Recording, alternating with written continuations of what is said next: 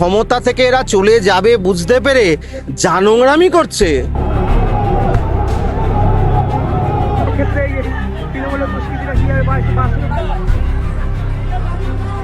তৃণমূলের বিরুদ্ধে লড়তে হলে রাস্তায় না নেমে তো থাকা যাবে না, হুইল চেয়ারে নেমে পড়েছি।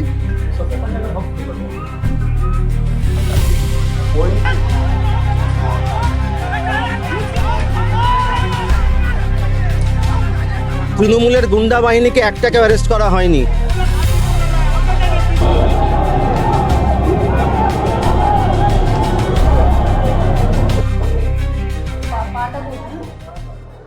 আজই ছাড়া পেয়েছেন হাসপাতাল থেকে তমগ্ন ঘোষ, তিনি এসেছেন আজকে। তমগ্নদা কেমন আছেন, শরীর কেমন আছে? অসুস্থ থাকলেও তৃণমূলের বিরুদ্ধে লড়তে হলে রাস্তায় না নেমে তো থাকা যাবে না, হুইল চেয়ারে নেমে পড়েছি। তার কারণ এখানে শুধু ভারতীয় জনতা পার্টির যারা কর্মী, যাদের কোনো দোষ নেই, তাদেরকে অ্যারেস্ট করা হচ্ছে। তৃণমূলের গুন্ডা বাহিনীকে একটাকে অ্যারেস্ট করা হয়নি। সকল তৃণমূলের যারা ছিল সেই গুন্ডা বাহিনীকে অ্যারেস্ট করতে হবে।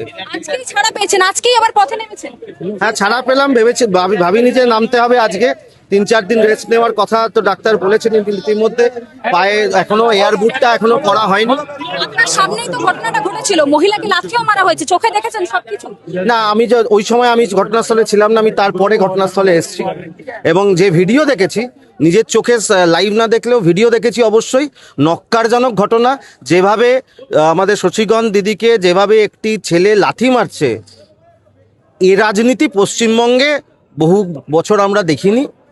এ নোংরা রাজনীতি, যেখানে ক্ষমতা থেকে এরা চলে যাবে বুঝতে পেরে যা নোংরামি করছে, মানুষ কিন্তু এবার কড়ায় গন্ডায় বুঝবে, কেউ ছাড় পাবে না। একেবারে কথা বললাম তমগ্ন ঘোষের সাথে, তিনি আজকের এই হাসপাতাল থেকে ছাড়া পেয়েছেন এবং তারপর কর্মীদের যে আজকের প্রতিবাদ, সেই কর্মীদের প্রতিবাদে তিনি হুইল চেয়ারে অংশগ্রহণ করেছেন।